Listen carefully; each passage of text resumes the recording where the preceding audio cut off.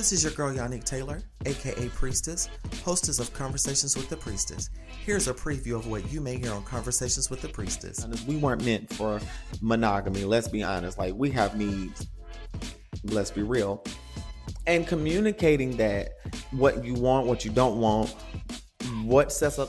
Now this drink is brown, because I learned something. Since I'm older, I can't do brown liquor anymore. Also, I noticed since I started on hormone replacement therapy, HRT, in 2015, me and certain liquors don't match well.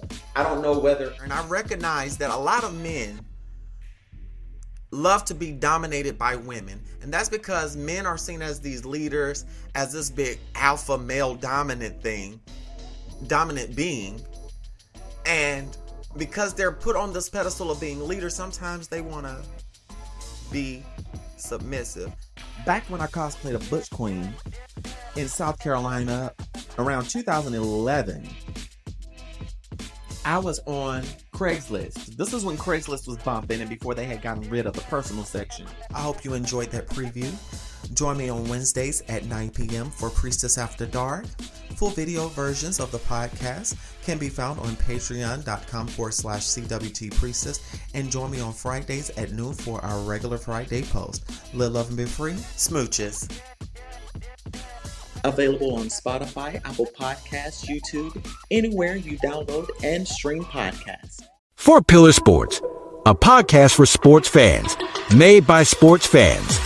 Join Chris and Randy every week as they dive deep into football, basketball, baseball, and professional wrestling. Catch For Pillar Sports on all major platforms. And remember, keep on talking sports. Hey, what's up, everybody? This is your girl, the Priestess, never your mistress, Yannick Taylor.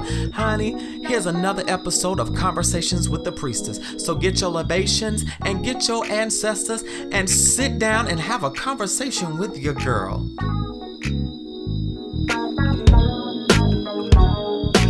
You're beautiful. You're beautiful. You're beautiful. So beautiful. Hey, what's going on, my royal priesthood? I pray that you all are well, and I do apologize if this episode is posted later on Wednesday. Beyond my hands, but thank you all for tuning in to Conversations with the Priestess. I want y'all to do me a favor and hit that follow button, and please leave me a review. Let me know what you think of the podcast and what you think of Diary of a Church Girl.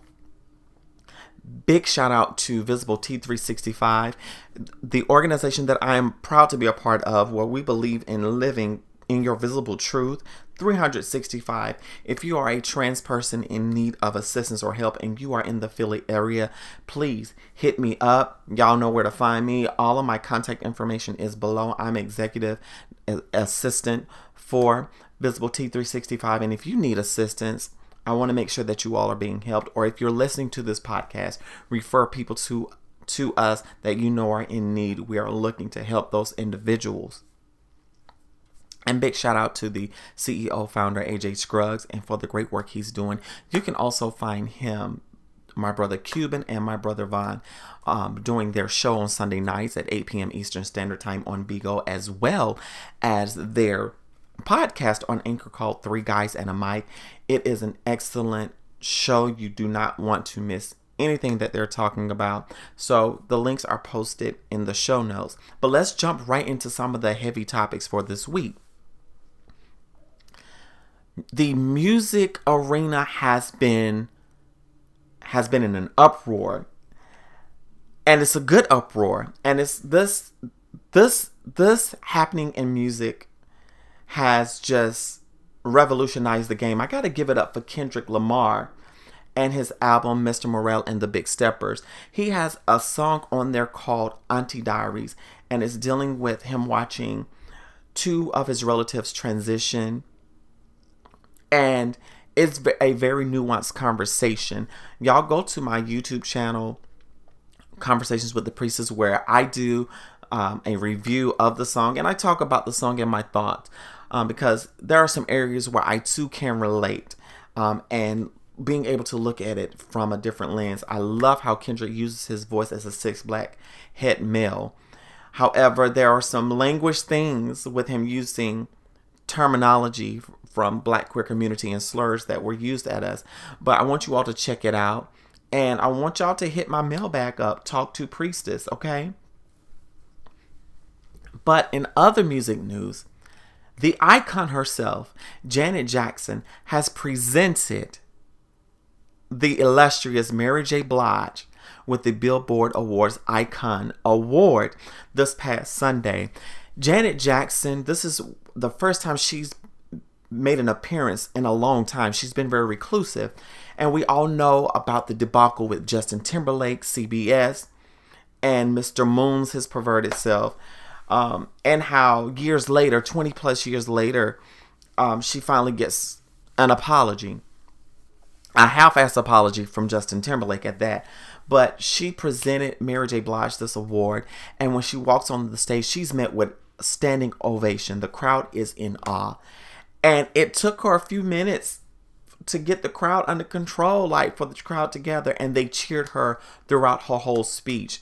And to witness her being able to give Mary J. Blige, who's done so much for the music community, we've seen her glow up, to see her present a prestigious award to another black woman, it made me happy. Congrats to Mary J. Blige. I remember when she did I'm Not Gonna Cry, I'm Not Gonna Shed No Tears for Waiting to Exhale. She was like, oh, you remind me. That song and Real Love. I'm searching for a real love. I'm not going to try to sing like her. I need to be on vocal rest. I'm just honored to see that she won that Icon Award. She is so deserving of this Icon Award. And I'm just happy to see this happen. And I'm fully embracing this moment. I've watched that video over and over and over. And that is my black excellence. If y'all want something for the segment, that's my black excellence. But also, I want to add myself into black excellence because your girl has gone viral on TikTok. Yes, I woke up this morning to some inboxes and several tags this morning and notifications. Actress known for her role in 227 as Alexandria, on Moesha as Kim, The Parkers as Kim, known for her singing. Countess Vaughn reposted my impersonation of the late Aretha Franklin, our Queen of Soul, if she sang Weak by SWV. I already had another video of me singing, and this had been posted a while back, but I did an impersonation of Aretha Franklin if she sang Destiny's Child, Say My Name. And that took off. And I'm excited that my hard work has been paying off. I'm just so grateful for the opportunities that are coming forth. And things are finally looking up for me at this time. Because as you know, y'all, I have finally found a safe place to live in and preparing some moves. And also, I recently did an interview with the Queen of Shade herself. So that link will also be posted in my show notes as well. So I'm just grateful for how God is blessing and grateful to be a part of something greater and starting to make over where I started in my TikTok career, Instagram career, my social media presence. And it feels so good to be back. It really feels good to be back. I'm grateful and thankful for all of the opportunities that are coming. So I'm going to take a quick break. We're going to go ahead and jump right into Diary of a Church Girl. I don't want to belabor this, but trigger warning, we are talking about things of a sexual nature as well as dealing with abusive situations. So sit back, relax, here are some church announcements, live, love, and be free. But not before we enter into our segment, A High Value Woman. Welcome to A High Value Woman, where we discuss all things woman and how to reach us if you can. Welcome to another episode, because I can always edit. On this segment of A High Value Woman, we're talking about self-care. In order for us to maintain our high value, because we are fearfully and wonderfully made, we as women, particularly Black women, have to sit back and take time to care for ourselves. While we are busy taking care of everybody else, we often forget ourselves and we go lacking. But in order to stay at your high value in your mental health, in your total wellness, and it's not even about a value. High value means that I'm living my best life, but I'm also making sure that every area of my life is up to par with what I need, with where I need to be, and functioning so that I can still be happy. I won't have any restrictions. Taking care of your health and yourself is important. That's why it's important to take care of your mental health. Let go of anything or anybody that is a threat to your mental health, to your well-being, to your peace. And learn how to care for you. Learn how to nurture yourself. You may have to set boundaries. For those of us that are single, so many times we allow career and our business. And for those of us that are entrepreneurs, those that are single, we let dating overrule. Sometimes, even for those that may have kids and families, yes, we have family obligations and it is stressful. But sometimes we have to make sure we set aside time to take care of us. And at times we have to do that self-care while we're in the midst of caring for others. But when you care for yourself and focus on you, I don't care if it's after a bad breakup or you just want to take some time for you. Spend that time loving on you. Spend that time recognizing what you want out of life. Spend that time evaluating your current situation. And if there's anything that is a hindrance, just cut it off. If there's anything that is a hindrance, just cut it off. That's all that I have for a High Value Woman segment today. Y'all live, love, and free. And if there's a topic that you want to talk about or you want to voice your opinion on a high value woman, please hit that mailbag. Live, love, and be free. Smooches. After these messages, we'll be right back. Four Pillar Sports, a podcast for sports fans, made by sports fans. Join Chris and Randy every week as they dive deep into football, basketball, baseball, and professional wrestling. Catch For Pillar Sports on all major platforms. And remember, keep on talking sports. Hey fam, Pride 2022 is going to be awesome. I want you all to join me on June 4th, 2022 at 1 p.m. for the inaugural Greenbelt Pride Fest. I will be doing music performances and we also have some dynamic speakers coming. You can join us at the Roosevelt Center Mother and Child Statue at 131 Center Way, Greenbelt, Maryland, 20770. Y'all, we're going to have a great time and I'm so excited to be working with Greenbelt Voices Rising and the LGBTQ Prince George's Pride Committee. So you don't want to miss this. This is an opportunity if you're in the Greenbelt, Maryland area or in Maryland and the DMV to come out and support this community. Let's make this one of the best prides ever. Live, love, and be free. We're jumping back into the show. And welcome back. Trigger warning as we go into Diary of a Church Girl. I am going to be talking about some explicit nature things and detailing abuse.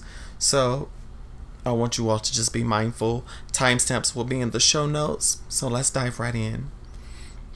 So we talked a little bit about the church preparing for this relaunch and how I got in actually basically finally meeting Bishop Poseidon. And at this point, we're getting ready to launch the service. And of course, me being the musician, I'm now the person that is doing praise and worship. Mind you, I used to do praise and worship in the beginning when I would travel back and forth, but then pastor teacher would hire other people to come do praise and worship when I couldn't do it, or if it didn't flow the way he wanted it to flow. And it was a wild occurrence. However, that Sunday, it was kind of mellow in the beginning. Got up, prepared for service. I had to make sure that someone had made it to their hotel safely, and basically running a lot of errands. All the while, I'm like, I need to get ready for service, because at this time, I wasn't yet presenting as myself, the priestess. I was still wearing a suit.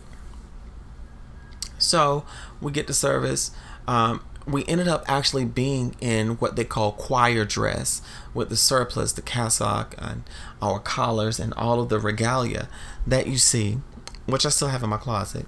So we had to do all this dressing up for the inaugural service, and I was kind of agitated already because some things were out of place, and I had to start playing in the service until the musicians got there. So before praise and worship, the musicians come, and I'm leading praise and worship.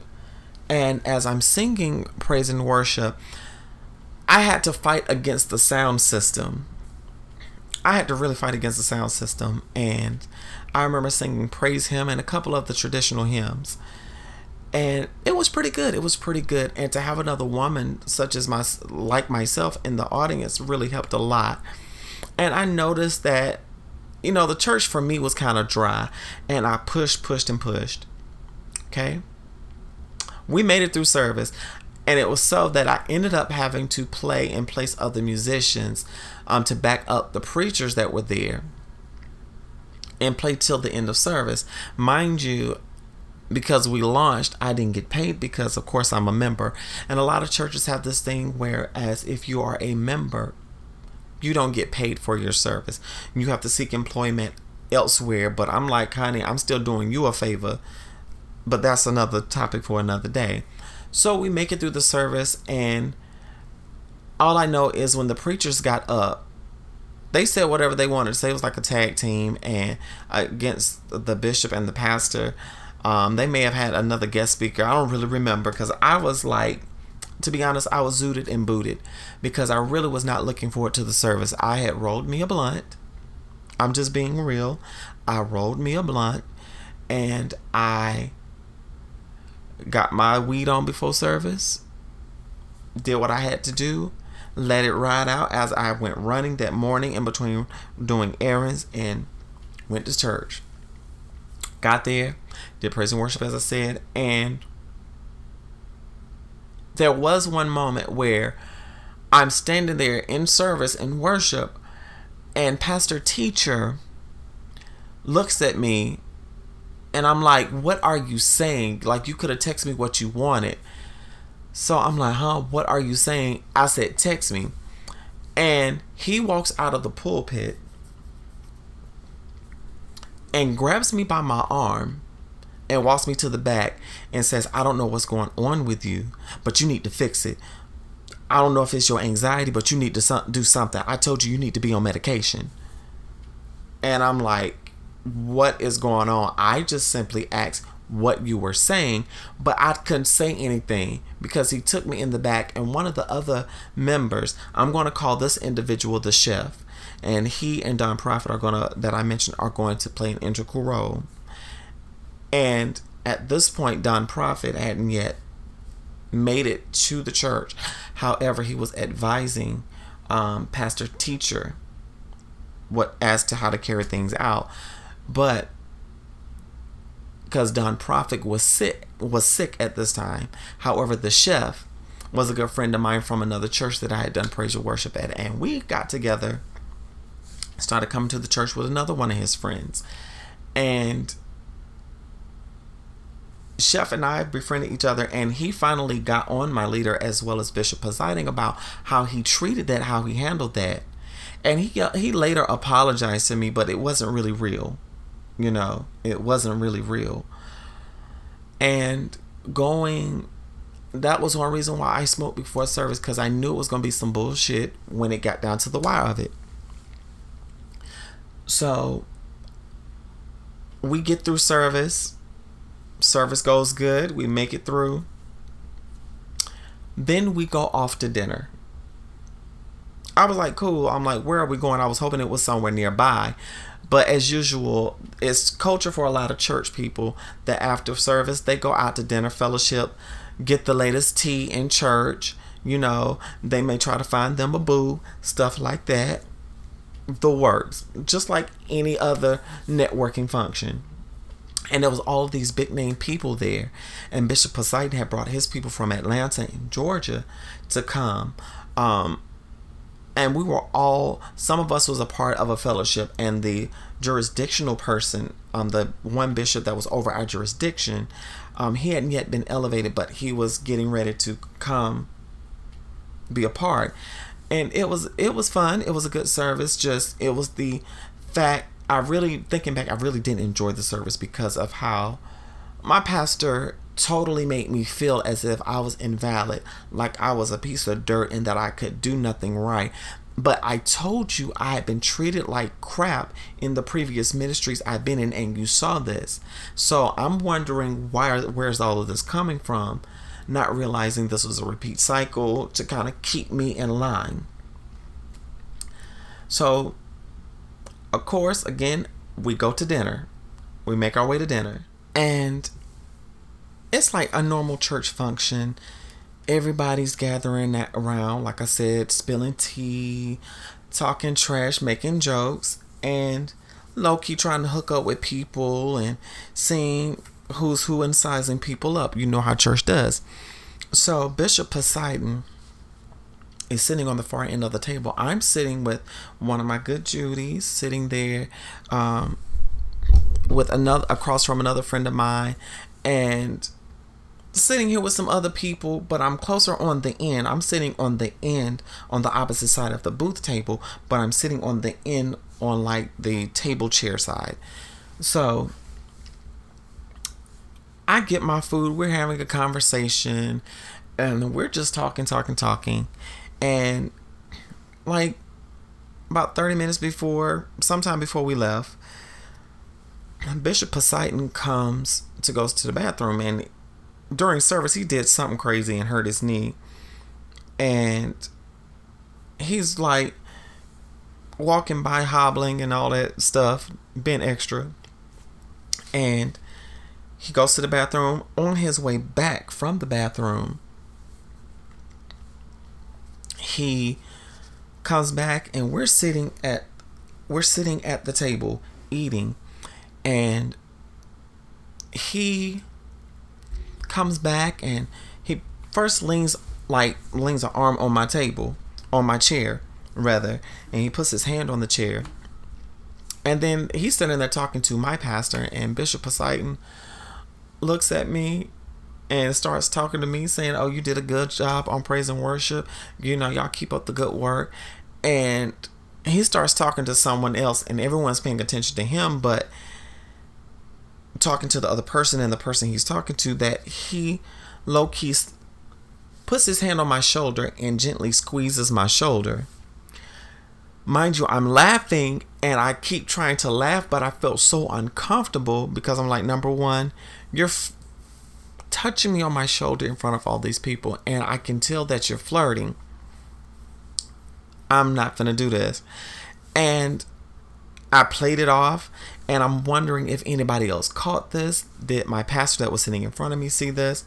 And I left it alone because in my mind at the time, I'm thinking, girl, it was nothing.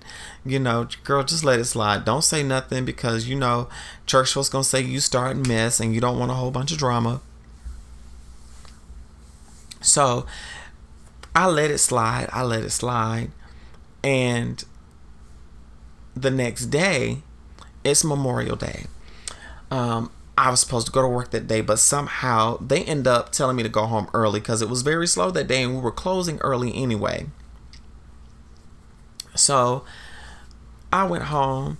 I called them on my way out of Virginia. I said, yo, Bishop, I'm on my way home from work. Have y'all left for Delaware yet? He was like, no, we're going to leave in about another hour. I said, well, I'll be home in about 30 minutes. I said, I'm just going to put on some change clothes. My makeup is already done. So by the time I got home, refreshed my makeup, freshed up my hair, got my little Banji girl earrings, you know, giving it what it got. and headed on up to meet them at Pastor Teacher's house. So we get there, and the other lady that was there, she and I were talking, and we're both women of trans experience, of course. So we're talking, kicking and laughing. But when I pull up, I put on some short shorts and a halter top, with some boots that matched what I had in the shirt and some good jewelry. And we hit the road. We go to Delaware. We ride with Bishop Poseidon, and we're kicking and laughing on the road. But I had my vape pen with me. I had my dry herb pen, which I can use as a vape. And I'm sitting there, before I get in the car with them, puffing my stuff, standing outside, puffing on it, so I can ease my mind. So on the road, we're all playing gospel music and singing, having a good time. And we stop at a rest area. Mind you, on this trip, I present as a woman, wholly and fully, giving a little bit of Afro punk, giving a little bit of Grace Jones. And everyone loved what I had on, but I was kind of nervous of being around church people dressed in what I had on. And I'm like, is this okay? That was like, child, we hanging out with this with outside of church, girl. Like, ease up on your dress. So, I calm my nerves, and we get in the car, head to Delaware. We finally get to Delaware, and we're at my friend's house. And mind you, I'm lit. I'm doing me, enjoying myself, having a few drinks. We're all kicking and laughing. We do karaoke, which I enjoyed. We did some oldies and goodies. We played a couple of games, just talk trash. And we finally went back in the house at one point. Mind you, during this time, me and Bishop Poseidon and the other guys are out there. The other bishops are out there. And my friend that was hosting, his significant other, which is my best friend, was there. And we're all out there talking. And it was like, okay, this is cool. I'm enjoying myself. Different couples out there. And mind you, these are all same-sex couples. They talk about church a little bit, but we start dancing. And me, I'm the type of person, I'm going to let my hair down at the right moment. So, baby, they start playing some good music, and they start playing some twerk music. They was playing WAP, and I'm up there on the floor dancing, getting down and dirty, doing a little bit of twerking, because I'm grown. And it was a couple of more guys out there. Sister Girl was out there, but she was back and forth in the house, chilling with the other people and stuff, chilling with some of the older queer people there. And mind you, with these people, it's known that they're queer, but it's more so they keep their private life private. You don't know who they're dating. You just speculate. That type of thing. But it's a widely known secret, if you get what I mean. So we're in there. We're talking. I'm outside twerking. And Bishop Poseidon is out there with me, watching me twerk. I didn't think anything of it at first. But then I'm like, girl, he's the bishop. You might want to ease up on twerking. He was like, I see you, girl, sitting there trying to strut what your mama gave you. Like some old churchy type shit. And we go in the house. Now, Sister Girl and I, we're both girls, both women. We're sitting on the couch, chilling. I'm nursing a drink after I done ate some more. And here comes Bishop Poseidon. Sister Girl is on one end. I'm on the other end. And Bishop Poseidon sits down beside me. And he lays his head on my shoulder and puts his arms around me, but because there was a little bit of space, it wasn't on my thigh. It was like his fingertips touching my thigh. And I thought to myself, what is this Negro doing? Like, is he really doing this in front of the people? And I didn't think anything of it. And it was one of those situations where, is anybody watching this? And I'm looking around the room. Everybody's looking away or down in their phones, not really paying attention, except for one of my friends. They look up and they look at me with their head down like, girl. And I just sat there and, played it off. And I'm like, I had an array of emotions. I was flattered, but at the same time, I was uncomfortable because that was my leader. And that was my superior. Mind you, he was like getting us acclimated to him. But in my experience with him, it was cool, but it was some moments. So mind you, at this point, after that, I didn't say anything. We go home and we kiki down the road. I go my separate way. He says, let me know that you made it home. And I make it home. And I take everybody home, of course, on my time. And I go home. Didn't think much over it until like that later on that week, my best friend that was there and I was talking. And he actually said, girl, I said, what's up? What's up, fam? And he was like, girl, what's going on with you and the bishop? So what do you mean? He was like, I saw when he put his head on your shoulder. And I was like, that ain't the first time he done flirted with me. He did that Sunday at the service. And my friend is like, girl, what? And we're talking back and forth. He was like, girl, I just want you to be careful. I don't want nobody to hurt you. I'm like, I'm going to be fine. Big sis got this. I said, but it is stirring something up inside of me. But something is telling me not to go along with it because I don't have time to get played. I said, I'm just going to sit back and watch. And if it gets too uncomfortable, I know what to do. I'll report it to my leader. And I left it at that until about a week later, I start getting some messages from him out of the blue. And I'm going to end the episode right here. Y'all stay tuned because I'm going to go into some more details about my experience as a trans woman in ministry. And also, this is explaining what has happened. Well, some of the things that have happened in the last several months. So, I love y'all. Live, love, and be free. Smooches. Keep smiling.